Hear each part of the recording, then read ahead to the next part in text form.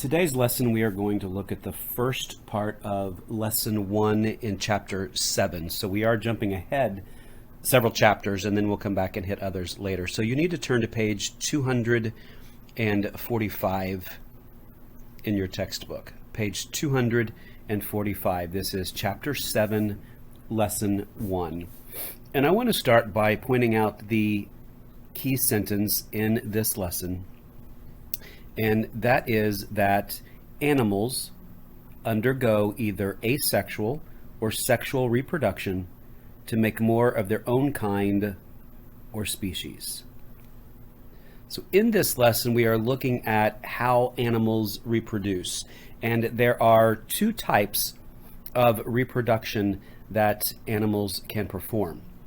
Some animals reproduce asexually, and some animals reproduce sexually. And we're going to look at the differences between those two types of reproduction. And we are also going to look at the advantages and the disadvantages for the species when producing that way. So it is important to know that all animals reproduce. All animals reproduce. Some animals produce offspring that are identical to the parent, but most animals, like humans, produce offspring that are different from the parents. Reproduction is important basically just to make sure that the species survives. So reproduction is essential to the survival of a species. If a species doesn't reproduce, then after that generation, that species would no longer exist. So all animals reproduce in order to make sure that the species survives. Some produce asexually, some reproduce sexually. So let's first look at asexual reproduction, because this is the one that kind of throws us for a loop when we start talking about this. And the key thing here is that in asexual reproduction, only one parent is required. So one parent produces a new organism that is identical to itself. This new organism receives an exact copy of the parent's genetic material, or DNA. So asexual reproduction only requires one parent, and that one parent produces a new organism that is identical to itself. Now, they mention here one type, and they give you an example. So one type is called budding. And in budding, a new organism grows out of the parent and then breaks off. So if you look over here on the right-hand side, this is an organism called a hydra. So you see the larger structure here is the parent. And then what happens is off of the side of the parent, an offspring begins to grow. And once it reaches a mature size, then it simply just detaches and goes off on its own and continues carrying on and reproducing by the same process. So that is called budding. They don't mention it here, but I do want you to write out in the margin of your book the three types of asexual reproduction. So this is budding.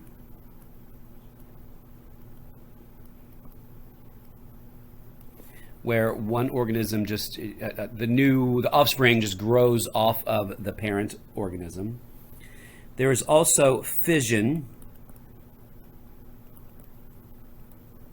Fission is when there is an organism and it literally just splits in two, divides in half, and where there once was one organism, there's now two. So it just splits, just divides.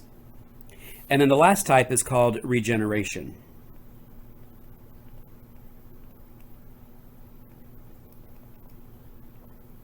Regeneration is what you think of when you think of starfish, how you can cut segments off of a starfish and each one of those will grow into a new starfish. Now, you couldn't just cut it up completely. There has to be sort of a central part of that disc in order for the starfish to regenerate. Kind of like the example up here that they give you in the text. They talk about a worm. Imagine you're digging in the soil with a shovel and accidentally cut a worm in two pieces. Most animals would not survive, but the worm might. Certain kinds of worms can form whole new worms from each cut piece.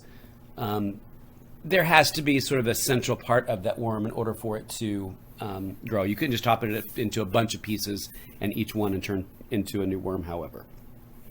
But this is asexual reproduction. There's only one parent that is needed, and that parent produces offspring that are identical to the parent. The three forms of that we talk about are budding, fission, and regeneration. The type of reproduction that you are probably more familiar with is sexual reproduction. And in sexual reproduction requires two parents. So you developed after two sex cells joined. And we talk about the sex cells, we're talking about the sperm cell and the egg cell. So both are needed in order to have sexual reproduction.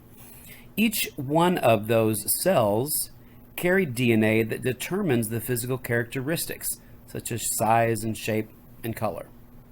So what happens is that during sexual reproduction, those sex cells of the two parents join together to produce a new organism that has DNA that differs from both of the parents.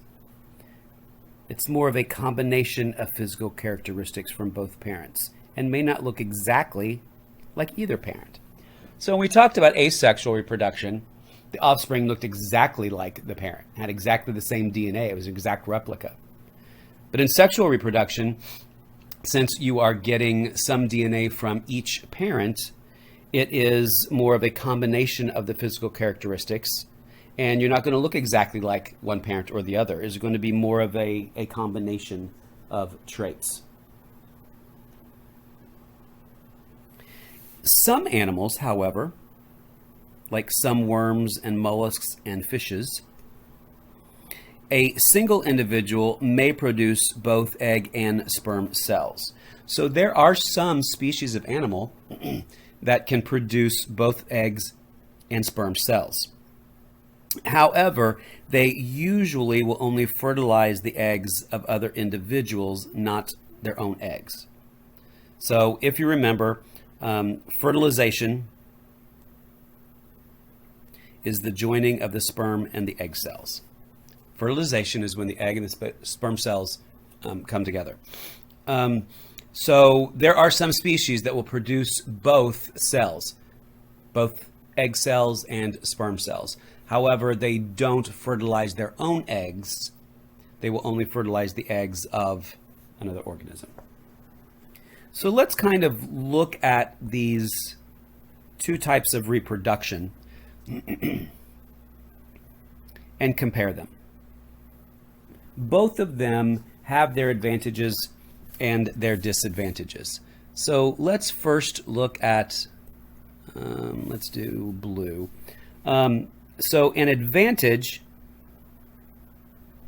of asexual reproduction is that one parent can quickly produce many identical offspring. So an advantage of asexual reproduction is that one parent can quickly produce many identical offspring. So if the species is sort of running low on population, they can very quickly repopulate through this method of reproduction. However, a disadvantage is that the offspring have the same DNA as the parent, so there's no variation in the species. So if you remember, we talked about the way that species can continue to survive is that sometimes there are variations in the DNA that are advantageous, that make it better suited for the environment to survive. If the DNA is constantly the same, you will not get those variations. So they may not survive changes that take place in the environment. On the other hand, an advantage of sexual reproduction produces offspring with new combinations of DNA. So these offspring will have characteristics that may help them adapt and survive to changes in the environment. The disadvantage, however, for sexual reproduction is that it requires finding a mate, and then the development of the offspring takes a lot longer time. And if you think about the species of animals that use sexual reproduction as a way to keep their species going, it takes a long time. Humans take care of their young for a really, really long time. That's why they don't have many offspring.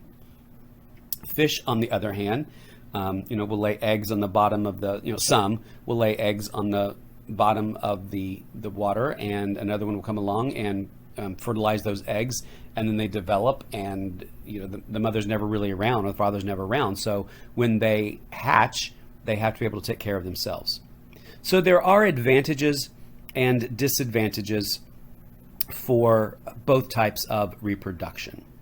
And that's what I would like for you to do now to kind of sum all of this up, is to look at the chart, figure 3,